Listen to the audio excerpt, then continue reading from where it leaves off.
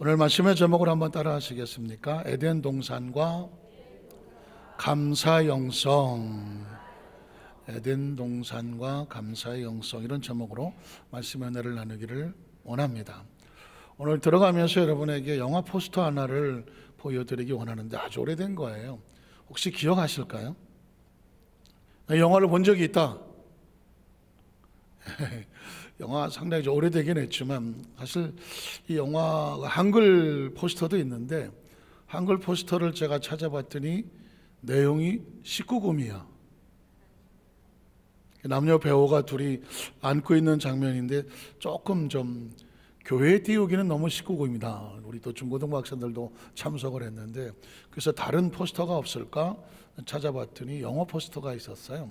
뭐 아시는 분 혹시 아시겠지만 존 스타인백이라고 하는 미국 유명한 소설가가 에덴의 동쪽이라는 소설을 썼고, 그 소설을 바탕으로 영화를 만든 것이 바로 이스트 오브 에덴, 이든이라고 발언하기도 하는데, 어쨌든 에덴의 동쪽이라고 하는 영화, 한때는 그 시대에 많은 사람들에게 유행이 되고 또 많이 회자가 됐던 그런 소설이고 영화입니다. 자, 들어가는 첫 번째 질문은 에덴의 동쪽, 가보고 싶은 걸까요? 좋은 곳일까요? 가면 안 되는 곳일까요? 에덴의 동쪽, 좋은 곳이다. 손 드신 분도 계시죠? 아니, 저도 우리나라 사람들은 동쪽을 좋아합니다. 가자, 동해로. 뭐 잡으러 갑니까? 고래도 잡으러 가고, 그죠? 동해에 떠오르는 저 찬란한 태양, 누구를 위해서 반짝거리나 하면서 우리나라 사람들이 동해에 대한 인식은 참 좋아요. 여름휴가철도 요즘 해외도 많이 가지만 예전에는 무조건 동해였습니다. 강릉, 속초, 주문진 바닷가를 찾아가곤 했다는 말이죠. 그런데 이 동쪽에 속으면 안 됩니다. 에덴의 동쪽이라는 얘기는 에덴 안은 아니거든요.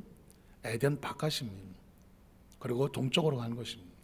안타깝지만 에덴의 동쪽이라고 하는 것은 가인이 하나님 앞에 범죄하고 저 동쪽으로 도망간 것입니다. 거기가 에덴의 동쪽이거든요. 그러니까 동쪽이 됐든 서쪽이 됐든 남쪽이 됐든 북쪽이 됐든 에덴 바깥에 있으면 안 되는 거예요. 하나님의 사람들은 에덴 안에 있어야 되는 것이죠. 에덴의 안쪽이어야 되죠. 에덴의 안쪽에 있어야 되는 거죠. 그래야 안전한 것입니다. 때문에 에덴이라고 하는 것은 두 가지 이중적 의미를 가는데, 최초의 아담과 하와를 처음 만드셨다 하나님께서는 에덴 안쪽에 거하게 하셨습니다. 최상의 축복의 장소로 주신 것이죠. 범죄한 아담과 하와가 에덴의 바깥쪽으로 쫓겨나게 되는 것은 하나님과 단절된 것. 동쪽이든 서쪽이든 남쪽이든 북쪽이든 바깥쪽은 안 되는 것입니다. 그 죄로 잃어버렸던 그 영혼들을 예수 그리스도로 말미암아 다시 회복하게 하는 영원한 천국을 상징하는 것이 바로 에덴의 안쪽인 것이죠. 에덴을 생각을 하면서 2024년 새해 첫 성찬 예배에 에덴이라는 곳이 어떤 곳인지, 우리에게 어떤 영향을 주는 것인지 말씀을 새기면서 우리 속에 또다시 감사의 영성으로 무장되시기를 주의 이름으로 축복합니다. 우린 첫 번째로 에덴에서 배우는 것이 뭐냐면 우리의 존재와 가치를 깨닫게 해주시는 것에 감사하는 겁니다. 한번 따라 하실까요? 우리의 존재와 가치를 깨닫게 하신다. 우리의 존재는 어떤 존재일까? 우리의 가치는 어떤 가치일까? 어디서 깨닫냐면 에덴에서 깨닫게 되는 것입니다. 우린 작은 첫 번째로 인간을 창조해 주시는 하나님의 모습을 한번 살펴보려고 합니다. 창세 1장 26절에 보면 하나님이 이르시되 우리 형상을 따라 우리의 모양대로 뭘 만들려고 하시지? 우리가 무엇을 만들고? 사람을 만들고. 저와 여러분은 사람이잖아요. 우리의 존재 자체는 우리 누구를 닮았다? 하나님을 닮았다. 우리의 지성과 우리의 감성과 우리의 의지를 퍼스널리티, 인격이라고 말합니다. 우리 신 인격, 지성과 감정과 의지는 어디서 왔을까? 그 출처가 하나님으로부터 온 것입니다. 굉장히 중요한 겁니다. 우리가 누구를 닮았느냐, 이건 굉장히 중요한 겁니다. 우리가 어디서 태어났느냐, 어디 출신이냐, 아주 중요한 것이죠. 어떻게 생각하십니까? 27절은 이렇게 말하죠. 그 다음 절에 보면 그들로 바다의 물고기와 하늘의 새와 가축과 온 땅과 땅에 있는 모든 것을 다스리게 하자 하시고, 하나님이 자기 형상 곧 하나님 형상대로 사람을 창조하시되 남자와 여자를 창조하셨다. 누구를 닮았느냐가 얼마나 중요합니까? 저도 예전에 처음 저희 아이가 91년도에 태어났는데 교구에는 장례가 났는데 저희 아이가 이제 출산을 했어요. 그 아이를 보고 저녁 교구 장례식을 가야 돼요. 근데 아이를 딱 받았는데 그때 기분은 잊어버리지도 않아요. 아직도 분칠을 하고 얼굴은 쭈구리라고 태어났는데 딱 보니까 누굴 닮았겠어? 이걸 뭐 얘기를 해야 돼요?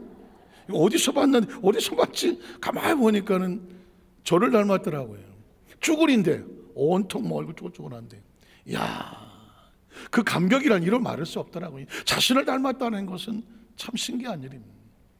세월이 지나서 어느 날 거울을 봤더니 깜짝 놀랐죠. 거울에 아버님 얼굴이 있어. 그런 경험 해보셨습니까? 어느 날 거울을 봤는데 얘 모습은 없고 아버님이 앉아 계시네, 거울에. 요즘은 거울 보면 거의 아버님입니다. 저도 제 아버님을 쪽배 닮아갖고 이렇게 생겼어요. 그러니까 누군가 닮는다는 건 참 신기한 일입니다. 그 속성, 그 모습 굉장히 중요한 거죠. 하나님께서 우리에게 이 말씀을 기록하는 이유는 딴 게 아닙니다. 하나님, 우리 누구를 닮았습니까? 넌 날 닮았어. 한번 따라, 너는 나를 닮았어. 지성과 감정과 의지, 우리의 인격, 이 모든 것은 하나님으로부터 온 것. 너는 나를 닮아라 해. 이 에덴에서 하나님의 창조의 모습을 보면서 하나님은 우리를 형상과 모양대로 만드셨구나. 또 하나님께서는 작은 두 번째 문 하나 우리에게 복을 주셨고 하나님의 권한을 우리에게 위임해 주십니다. 28절 이하를 보니까 하나님이 그들에게 무엇을 주시며 복을 주십니다. 저는 성경 속에 수도 없었지만 이 장면에 너무 귀한 거예요. 사실 땅에서 태어나면서 내가 복 있는 존재라고 인식하는 사람이 얼마나 되겠습니까? 얼마나 되겠습니까? 정말 힘들고 어려운 이 전쟁통에, 때로는 일제 때, 아니 지금 시기에도 많은 생명들은 존재하지만 자신의 존재에 대한 긍지를 가지고 내가 복 있는 존재라고 자긍감을 한 사람이 얼마나 되겠습니까? 그런데 성경은 이렇게 말합니다. 하나님이 그들에게 복을 주셨다는, 우리의 존재 자체가 어떤 존재냐? 복으로 태어난 존재예요. 복을 받고 태어난 존재. 그냥 스스로 위로한 것이 아니라 존재 자체가 복 있는 존재로 만들어 주셨고, 하나님이 그들에게 이르시되 생육하고 번성하여 땅에 충만하라. 땅을 정복하라. 바다의 물고기와 하늘의 새와 땅에 움직이는 모든 생물을 어떻게 해라? 다스려라. 계속 이어집니다. 19절에 보면 하나님이 이르시되 내가 온 지면에 씨 맺는 모든 채소와 씨가 진 열매 맺는 모든 나무를 너희에게 주노니 너희의 먹을 거리가 되리라. 또 땅의 모든 짐승과 하늘의 모든 새와 생명이 있어 땅에는 모든 것에게는 내가 모든 푸른 풀을 먹을 거리로 주노라 하시니 그대로 되더라. 하나님께서 우리에게 주시는 그 모든 것은 하나님의 권한을 우리에게 위임하신 거거든요. 하나님의 형상과 모양을 받았는데 이 땅의 모든 것들을 다스려 끌어갈 수 있는 위임 통치권을 우리에게 허락했습니다. 그러니까 우리는 그런 존재라는 것입니다. 운명대로 바람대로 끌려가는 그런 메마른 존재가 아니라, 무기력한 존재가 아니라 하나님은 존재적으로 가치 있고 의미 있는 그런 존재로 만드셨습니다. 뿐만 아니라 작은 세 번째로 보면 영적인 존재로 만들었다는, 이 땅의 모든 동물과 식물이 영이 있다는 소리는 들어본 적이 없을 겁니다. 그러나 사람은 다릅니다. 창세장 7절에 보니까 야훼 하나님은 땅에 흙으로 사람을 지으시고, 육체는 흙으로 지었다고 할지라도 생기, 생명의 기운입니다. 생기를 그 코에 불어넣으신 사람이 무엇이 되더라? 리빙 스피릿, 살아있는 영이 되더라는 것입니다. 여러분, 우리는 이 성경 속에서 다른 데 누구도 이런 얘기를 하지 않잖아요. 어느 불교에 그런 얘기가 있습니까? 어느 무슨 뭐 유교의 사서 삼교에 그런 이야기 있습니다. 인간의 존재 자체가 형상과 모양을 닮은 존재, 축복된 존재로 만들어졌고, 우리는 흙덩어리로 끝나지 아니하고 하나님의 영을 우리에게 부어주셔서 영이신 하나님과 교통하며 교제할 수 있는 존재. 3차원의 시간과 공간에 잡혀있는 존재가 아니라 육신을 묻는다고 할지라도 시간과 공간을 저 하나님의 거룩한 나라 속에 존재할 수 있는 영적인 존재. 우리의 출신에 대해서, 뿌리에 대해서 정확하게 말씀입니다. 새의 벽 뒤에 우리는 많은 것들이 열매를 맺겠지만 그 열매보다 중요한 것은 뿌리란 말입니다. 뿌리가 정확하게 단단해져야 가지를 뽑고 줄기를 뽑고 열매를 맺어도 단단해질 수가 있는 것이죠. 가끔은 우리나라가 이제 6.25 전쟁을 치르고 하는 과정 속에 얼마나 많은 위기를 만났습니까? 그때 당시 태어난 아이들이 정말 여러 가지 어려운 환경 가운데 해외로 입양이 많이 됐습니다. 얼마나 많은 숫자가 갔는지는 뭐 통계도 잡히지 않아요. 전 세계로 흩어졌죠. 그런데 가끔씩 TV에 보면 세월이 뭐 20년, 30년, 아니 뭐 70년이 지나가는 상황 가운데도 그때 당시 입양되었던 그 자녀들이 이제 나이가 들어 성인이 됩니다. 미국으로 갔던 유럽으로 갔던 파리, 런던, 뭐 어떤 이태리 쪽으로 다 갔다고 할지라도 이젠 30이 되고 40이 되고 나름대로 유창한 언어를 사용하고 사회적으로 변호사 되고 무슨 뭐 은행원도 되고 성공했습니다. 그러나 그들의 마음은 행복하지 않습니다. 왜냐하면 그들이 어느 날 10대에 자기 엄마 아빠하고 자기와 외향이 다르다는 것을 발견하게 됩니다. 사춘기를 지나가면서 고민합니다. 근데 그 입양한 부모들이 어쩔 수 없이 너는 우리가 낳은 아이가 아니다. 저 한국이란 대한민국이란 코리아라는 곳에서 그 전쟁 속에서 너무 많이 힘들었을 당시에 그때 당시 우리가 너희를 입양한 거야. 얼마나 충격이겠습니까? 어린 나이에 낳아주고 길러준 부모라고 생각했는데 성장하는 과정 속에 보니까 부모와 모양이 달라요. 눈 색깔도 다르고 머리 색깔도 다르고 신체가 다른 거예요. 오늘 내가 왜 다르지? 그러면서 자기가 입양된 사실을 알게 됩니다.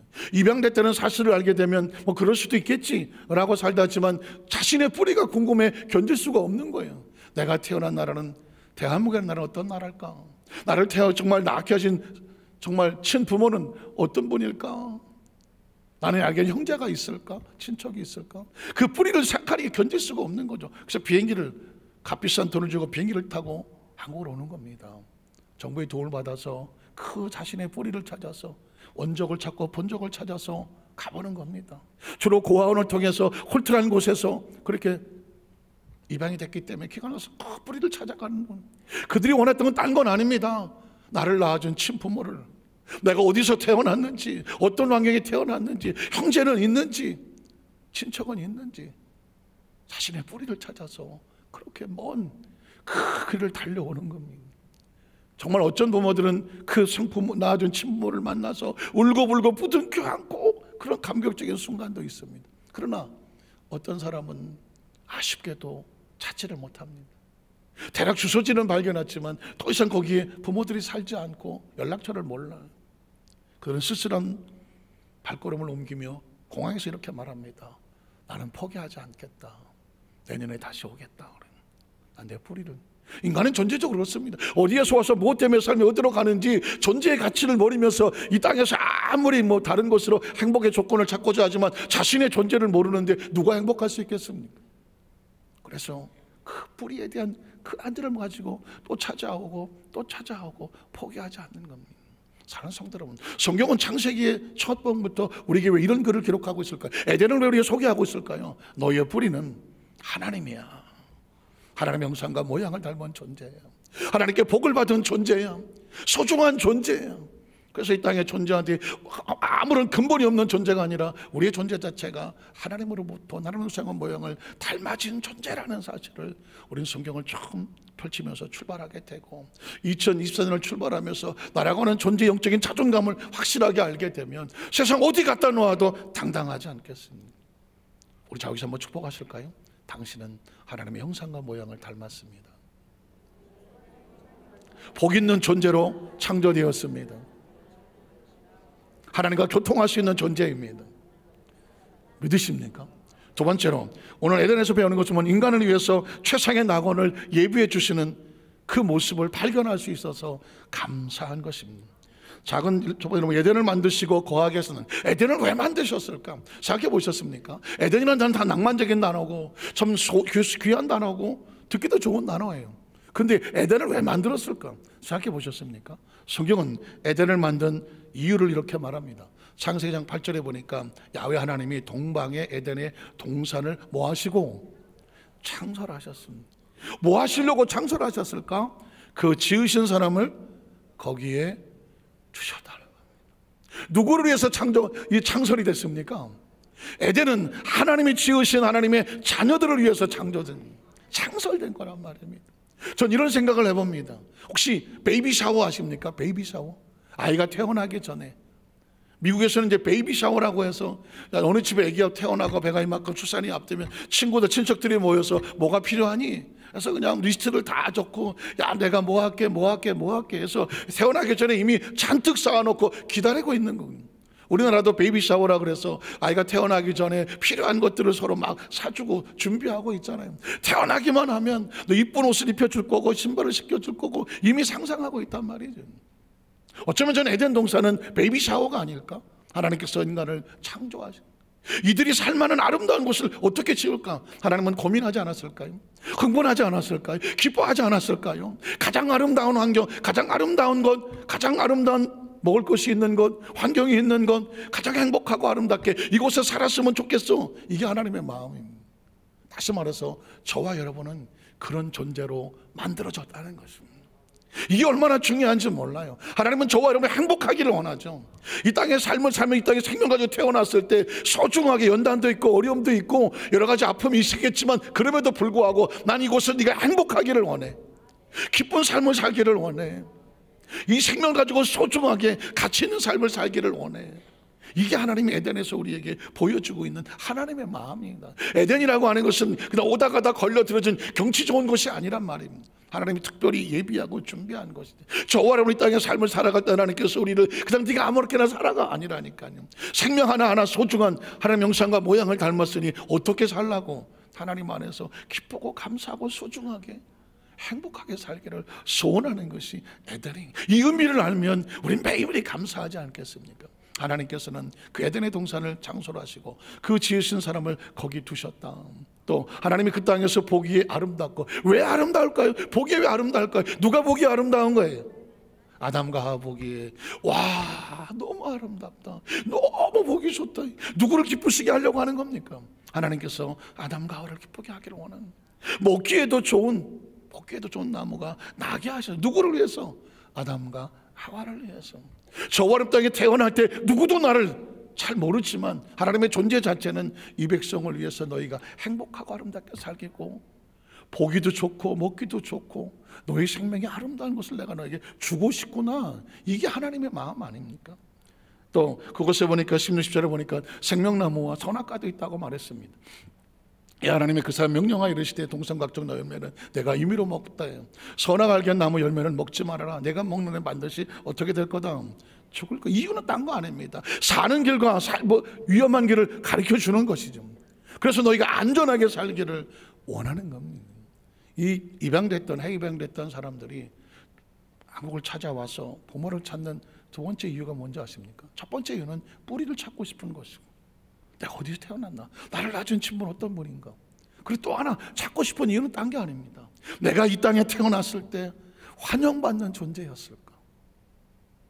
왜냐하면 나를 입양을 보냈을 때 난 혹시 불필요하게 태어나서는 안 되는 존재인데 내 부모는 나를 태워놓고 행복해하지 않냐고, 내가 싫어서 필요 없어서 나를 해외 보낸 건 아닐까? 아이들은 그게 불안한 거거든요. 내가 만약 이 땅에 태어났는데 낳아준 내 부모가 나를 환영하지 않았어, 나를 귀찮아했어, 불필요했어, 그래서 해외로 빨리 보내버렸어. 만약에 이런 마음을 가졌다면 그 사람은 어떻게 살겠습니까? 삶을 살아가는데 내가 버려진 존재라면, 나를 낳아준 부모가 나를 소중히 여기지 않았다면, 나를 낳아준 부모가 필요 없어서 귀찮아서 나를 저 해외로 멀리 보내면서 아무런 마음의 양심의 가책이 없었다. 난 그런 존재라면, 만약에 자유자, 그러면 어떻게 살겠습니까? 인간은 존재적으로 돈이 많든 지위가 높든 이 모든 걸로 행복할 수 있겠지만 더 중요한 건 자신이 어떤 존재라는 사실을 아는 건 더 중요하지 않겠습니까? 하나님은 이 성경을 통해서 저와 여러분 하나님 앞에서 에덴을 만드시면서 내가 너를 위해서 얼마나 소중하고 귀하게 너를 위해서 예비하면 내 마음이 이래. 난 네가 생명나무로 하나님 그 영적인 그 영생을 누리며 살기를 원해. 인간은 존재적으로 이 땅에 만들어졌을 때 죽음과 상관없는 존재로 만들어. 왜냐하면 생명나무라고 하는 것은 하나님의 마음이 있잖아. 너는 죽지 마라, 하나님과 단절되지 말고 영원히 우리 함께 있자. 그게 생명나무입니다. 선을 알게 한 나무는 하나님과 함께 할 수 있는 조건을 가르쳐 주는 것입니다. 에덴 안에 지켜야 될 수칙이란 말이에요. 아주 단순한 겁니다. 에덴 안에 함께 있을 수칙입니다. 그러니까 하나님의 마음이 이곳에 있는 겁니다. 저는 성경 속에서 전 성경을 하나님의 마음이라고 생각합니다. 한 구석 하나하나에, 단어 하나에, 그 상황 속에 있는 모든 사건 하나에 하나님의 마음을 두시고 그 마음을 터치하고 느끼는 그 사람 속에 하나님의 마음을 발견하고 우리가 거기서 감사하고 기뻐하고 용기를 얻고 희망을 얻는 거죠. 이 세상 어느 누구도 나를 환영해 주지 않아도 가장 믿었던 사람에게 배반을 당하고 배신을 당하고 등에 칼을 꽂는 고통을 당해도 비참하게 자존심이 뭉그러지고 내가 지금 당장은 힘들고 어려운 존재라고 할지라도 기억하십시오. 하나님은 우리를 소중하게 여기는 존재, 가장 최선의 것을 주시기를 원하시는 것입니다. 아무도 우리가 이 땅에서 힘 가운데 누구도 나를 알아주지 않아도 하나님의 형상과 모양을 닮은 하나님의 사람은 하나님은 반드시 그를 찾아내기를 원하시는 것입니다. 그래서 마지막 세 번째로 오늘 범죄한 인간을 위해서 구원의 길을 예비하시는 그 에덴의 은혜에 감사하는 겁니다. 해외 입양된 사람들의 세 번째 목적이 뭔지 아십니까? 그들이 궁금해하는 게 뭔지 아십니까? 자신의 뿌리를 찾고 싶고 내가 정말 환영받는 존재인가? 이게 필요한데, 더 중요한 것 중에 하나는 뭐냐면 나를 낳아준 부모는 나를 찾고 있을까? 나를 찾고 있을까? 혹시 나를 포기하고 잊어버리거나 내가 세월이 지났지만 찾아가서 엄마, 아빠 그랬을 때 누구세요? 누구라고 말했을 때 아이 나 너 필요 없어, 나 널 기억한 적도 없고 찾고 싶지도 않아, 만나고 싶지 않아, 오지마, 거부당하는 것은 아닐까? 이게 제일 이 사람들의 마음속에 궁금한 거예요. 나를 낳아준 엄마 아빠는 나를 아직도 기억하고 있을까? 나를 찾고 있을까? 어떻게 생각하십니까? 누군가의 기억 속에서 완전히 잊혀진 존재가 된다는 건 얼마나 서러운 일입니까? 비록 환경이 힘들고 어쩔 수 없이 헤어졌다고 할지라도 여전히 나를 기억하고 나를 찾기 위해서 그가 최선을 다했다, 그거 하나면 나는 잊혀진 존재가 아니잖아요. 그래서 그들은 그렇게 나를 찾고 있을까? 그들에게 나는 필요한 존재일까? 그 하나의 열망을 가지고 나오는 겁니다. 오늘 성경에 보면 우리는 아담과 하와 이후에 에덴에 쫓겨난 그 피투성이의 죄 속에 삶이 있었지만 우리도 궁금하잖아요. 하나님은 우리를 기억하고 있을까? 찾고 계실까? 우리를 찾아내는 걸 포기한 것은 아닐까? 하나님은 여전히 우리를 찾고 계실까? 이게 궁금하잖아요. 오늘 성경의 에덴의 이야기는 딴 게 아닙니다. 예수 그리스도를 말미암아 비록 우리가 죄로 인해서 무너진 존재지만 예수를 말미암아 여전히 우리를 기억하고 계시는 하나님, 버리지 아니하시는 하나님, 우리를 찾아내고 마침내 잃어버린 에덴으로 다시 회복시키기를 원하시는 하나님, 이게 성경 구구절절에 하나님의 절박한 마음이 기록되어 있는 것이죠. 우리는 작은 첫 번째로 아담과 하와를 책망하시는 하나님 안쪽에, 에덴 안쪽에 있는 존재가 하나님을 버리고 불순종하고 스스로 하나님을 떠나니 하나님의 가슴이 얼마나 아프겠습니까? 저는 어느 날 성경을 펼쳐보다가 깜짝 놀랐죠. 하나님의 처절한 한이 나오더라고요. 우주에 하나님의 고통의 소리가 나오더라고요. 여러분 혹시 하나님의 고통 소리를 들어보셨습니까? 오늘 성경에 보면 아담과 하나님 앞에 선악과를 따먹고 피투성이로 전락해버렸을 때 하나님의 마음이 어땠을까? 한번 읽어보겠습니다. 창세기 3장 8절 이하를 보니까 그들이 그날 바람이 불 때 동산에 거니신 나의 하나님의 소리를 듣고 다른 때 같으면 하나님이다 기쁨으로 달려나가서 아담과 하와가 하나님의 낯을 피합니다. 낯을 피합니다. 누군가 내 얼굴을 피하여 고개를 돌릴 때 여러분 마음은 어떠십니까? 가장 기쁘고 즐거워야 돼, 가장 소중한 존재가 그를 만나고 싶어서 하나님이 왔을 때 얼굴을 피하는 경험해 보셨습니까? 엄청난 슬픔이죠. 낯을 피하고 오히려 동산 나무에 숨어서 두려워 떨고 있는 모습입니다.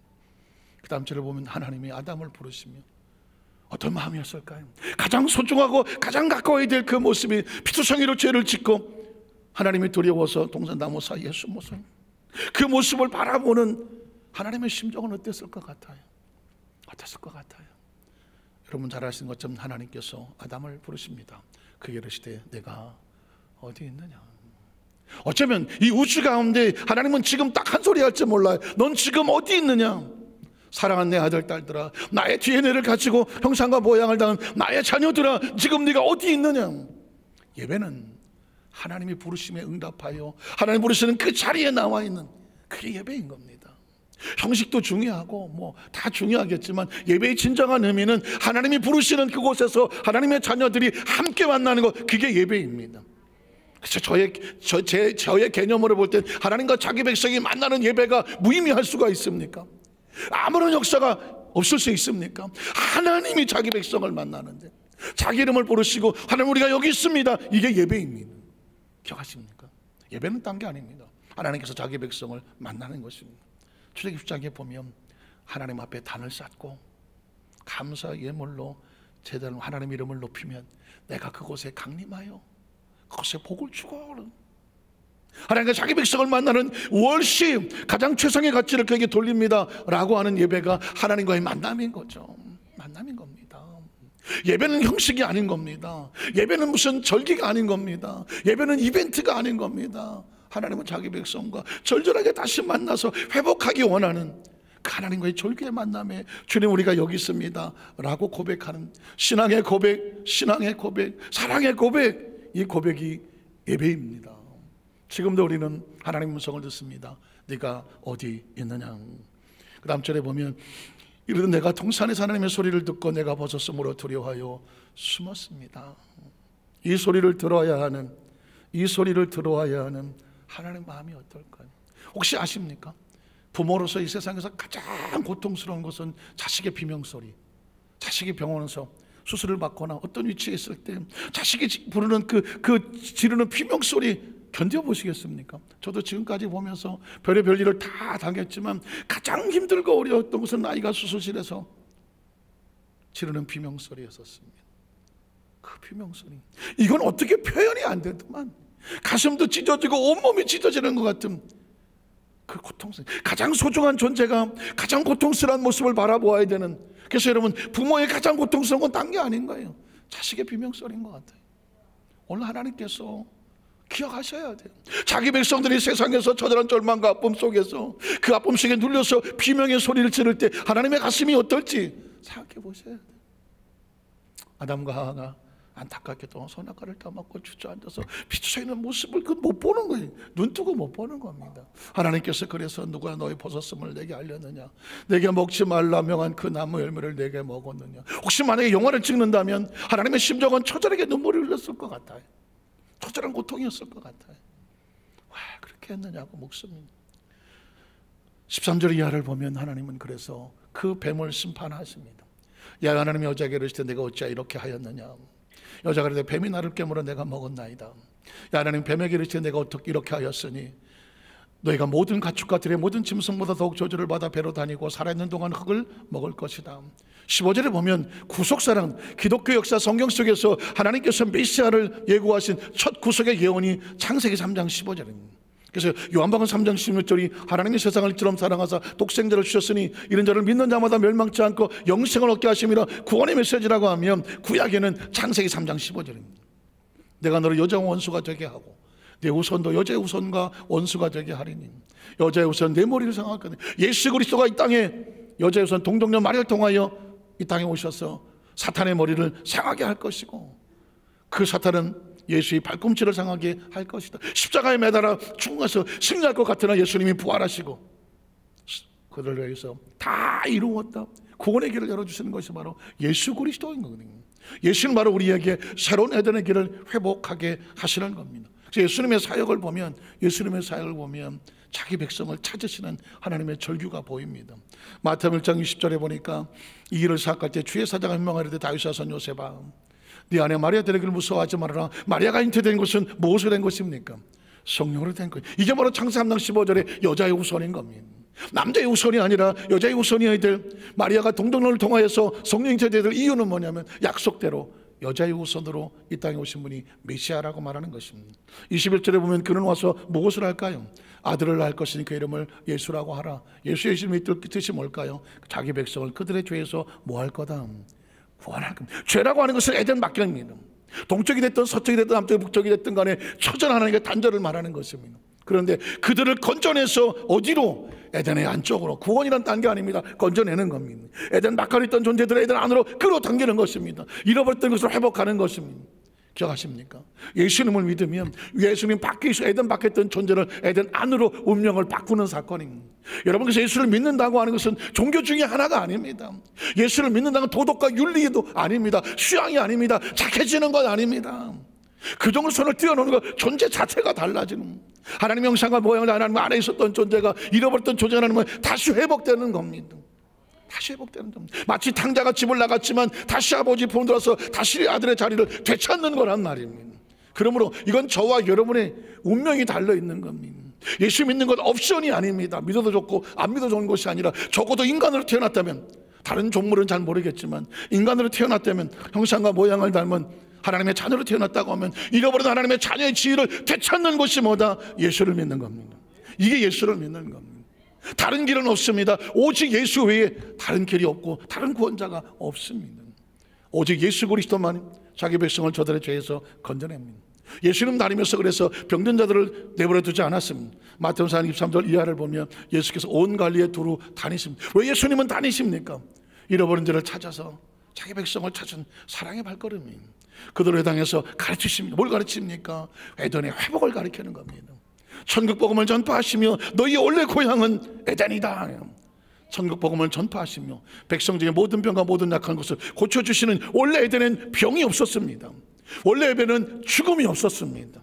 그래서 예수님께서는 우리에게 회복하게 하는 겁니다. 병든 자를 회복하게 하고, 가난한 자들을 회복하게 하고, 저주하는 자를 회복하게 하고, 사망에 빠진 자를 회복하게 해서 다시 하나님의 안으로 돌아와라. 예수를 믿음으로써 존재적으로 하나님의 그 잘못된 것을 회복하는 것입니다. 그 다음 절을 보면 그의 소문이 온 수리에 퍼진지라 사람들이 모든 앓는 자, 곧 각종 병에 걸려서 고통당하는 자, 귀신 들린 자, 간질하는 자, 궁핍은 다 에덴 바깥에 있는 아픔과 상처의 대가들입니다. 그들을 다 고치시는 이유가 뭘까요? 회복하여 다시 하나님의 자녀의 원래의 모습을 회복하게 만드시는, 이게 하나님의 뜻인 것입니다. 믿으십니까? 저와 여러분, 지금도 하나님은 병든 자를 찾으십니다. 지금도 상처 입은 자를 찾으십니다. 지금도 배신당한 자를 찾으시고, 죽음에 고통당하는 자, 사망에 눌려있는 자, 삶에 무너져서 어쩔 줄 모르는 자, 희망을 잃어버린 자, 그들은 원래 하나님 형상과 모양을 닮은 그들이 있어야 될 자리가 아니거든요. 넌 내 백성이야, 내 백성이야. 하나님 안으로 들어오는, 그래서 고치시는 겁니다. 그래서 회복시키는 겁니다. 이게 하나님의 마음입니다. 요한복음 4장 1절로 3절에 보면 궁극적인 우리가 가야 할 곳을 말합니다. 너희는 마음에 근심하지 말아라. 하나님을 믿으니 또 나를 믿어라. 내 아버지 집은 에덴을 상실합니다. 우리의 원래 있었던 하나님과의 아름다운 천국을 내 아버지 집에 거할 것이 많다. 그렇처럼 내게 일렀으리라. 내가 너를 위해서 거처를 예비하러 간다. 잃어버렸던 거처를 다시 마련하러 간다. 가서 거처를 예비하면 내가 다시 와서, 세컨드 카밍, 예수님의 재림은 딴 거 아닙니다. 자기 백성을 잃었던 그 에덴을 되찾게 하는 작전입니다. 내가 다시 와서 너희를 내게로 영접하여 나 있는 곳 어딜까요? 하나님의 나라, 우리가 말하는 천국이라는 나라, 원래 존재적으로 하나님 예비하셨던 새로운 에덴, 그 에덴에 있게 하리라 하는 것입니다. 이게 저와 여러분의 삶의 현장 가운데 우리가 누구인지를 깨워주는 방법은 예수를 믿는 것밖에 없습니다. 예수를 통해서 우리의 존재의 뿌리를 알게 되죠. 우리 예수를 통해서 우리가 축복된 존재자들을 알게 되고, 이 땅의 모든 사람은 죽음 앞에서 다 한 줌의 모래로 사라져버리게 살지만 하나님의 사람들에겐 나 있는 곳에 너희도 영원히 있게 할 것이다. 누가복음 23장 41절 43절에 보면 마지막 인생에 실패했던 자가 예수를 만나면서 가야 할 곳을 말씀합니다. 이르시되 예수여 당신의 나라에 임하실 때에 나를 기억하소서 하니, 예수께서 이르시되 내가 진실로 내게 이르노니 오늘 내가 나와 함께 어디에 있으리라? 낙원에 있으리라. 말씀을 정리하기를 원합니다. 제가 늘 얘기합니다. 여러분, 하나님의 목표는 자기 백성들에게 잃어버린 에덴을 회복시켜주는 겁니다. 잃어버린 자식을 밤마다 기다리는 아버지와 같이 하나님의 품으로 회복시키는 게 목표입니다. 교회는 목표가 아닙니다. 교회는 목적입니다. 교회에 들어와서 말씀을 듣고 마치 신부단장하는 모습처럼 말씀과 능력으로 기도하는 가운데 신부단장을 하고 마침내 혼인잔치에 들어가게 하는 이 과정을 만드는 게 뭐냐? 교회인 겁니다. 저는 이 자리에 여러분이 이 말씀을 가르치면서 여러분을 영혼육을 말씀으로 잘 단장하고 말씀으로 잘 무장해서 우리가 어디서 만나자고 혼인잔치에 들어가는 주인공이 되기를 주의 이름으로 축복하는 겁니다. 어떤 사람은 교회에 오면 다 끝난 줄 알고 교회에 와서 나 교회 다녀하고 자기 마음대로 살아갑니다. 죄송하지만 교회에 온다는 게 끝이 아니에요. 교회가 목적이 아닙니다. 교회가 목표가 아닙니다. 교회는 목적입니다. 우리가 여기서 신부단장을 잘하고 성령과 기름 특보를 잘 준비해서 주님 오시는 그날에 우리 다 같이 들어갈 수 있는 그런 준비하는 곳이 어디냐? 교회인 거예요. 그래서 여러분, 교회를 잘 만나야 돼요. 말씀을 잘 들어야 돼요. 신부단장을 잘 해야 돼요. 신앙생활을 수십 년이나 신앙생활을 묻는 게 아닙니다. 당신의 신부단장은 어디까지 되어 있느냐, 이걸 하는 겁니다. 저는 화장을 안 해봐서 잘 모르겠지만 여러분 여성분들은 결혼식 할 때 결혼식 화장 따로 하잖아요. 결혼식 화장 따로 하잖아요. 따로 하고 따로 예복을 입잖아요. 저도 지금도 조금 놀라는 일이, 예전에 저희 집사람 웨딩 드레스를 맞춘다고 보통 따라가잖아요. 남자들은 뭣도 모르게 따라가는 거죠. 이렇게. 그런데 보통 거기 있는 웨딩 플래너들이 이렇게 말하잖아요. 아직 보시면 안 돼요. 저쪽에서 이러고 있는데 보면 저쪽에서 다 됐어요. 그러면서 짠 하고 나타나는데 보통 놀라지 않습니까? 그냥 화장을 얼마나 해놨는지 그냥 아주 나름 이쁜 대로 그냥 드레스를 잔뜩 입혀놓고 짠 하고 나오는. 이때 표정을 잘해야 되지 않습니까? 와 이쁘다 지금 생각하면 이걸 어떻게 반응할지 몰라갖고 여기서 말을 잘해야 만수무강에 지장이 없는데 하여튼간에 엄청 이뻤습니다. 이 정도면 살아남겠습니까? 어쨌든 그 장면을 왜 신부는 가장 아름다운 모습으로 완벽하게 잘 되어졌을 때 보여주려고 하겠습니까? 도중에 여기 하고 있는 중간에는 안 보여주잖아요. 신부, 우리는 잘 모르지만 화장에도 단계가 있고 그리고 완성이 있고 그때 비로소 딱 하지 않습니까? 어떻게 생각하십니까? 오늘 신앙생활은 바로 그리스도의 신부로서 신부단장하는 겁니다. 그래서 제가 여기 보면 우리 앞으로 10년 동안 물론 매년 준비해야 되겠지만 성령의 9가지 열매는 그리스도의 성품과 같고, 신부는 신랑을 닮아야 하기에 그리스도의 성품은 성령의 9가지 열매다. 그리고 모든 신앙의 기본은 감사의 영성이다. 그래서 우리가 신부단장하는 마음으로 신앙생활을 잘해서 우리가 천국을 가든 주님이 다시 오시든 그때 우리 모든 어디서 만나야 된다? 혼인잔치 안에서 만나야 돼. 안쪽에서 만나야 돼. 바깥쪽에서 만나면 안 돼. 에덴도 마찬가지야. 동쪽 서쪽 북쪽에서 서성거리면 안 돼. 안쪽에 있어야 돼요. 그게 신앙인 거죠. 우리 연수만사께 모든 성도들 삶의 현장 가운데 내가 신앙생활하는 목적, 교회에 생활하는 목적, 때로 봉사하고 헌신하는 목적, 믿음을 지켜야 되는 목적은 최종은 교회가 최종이 아니다. 최종은 혼인잔치에 들어가는 그곳이 최종이다. 모든 손 한 사람도 빠짐없이 모든 그 잔치의 주인공이 되시기를 주님의 이름으로 축원합니다. 기도하겠습니다. 하나님 아버지 감사합니다.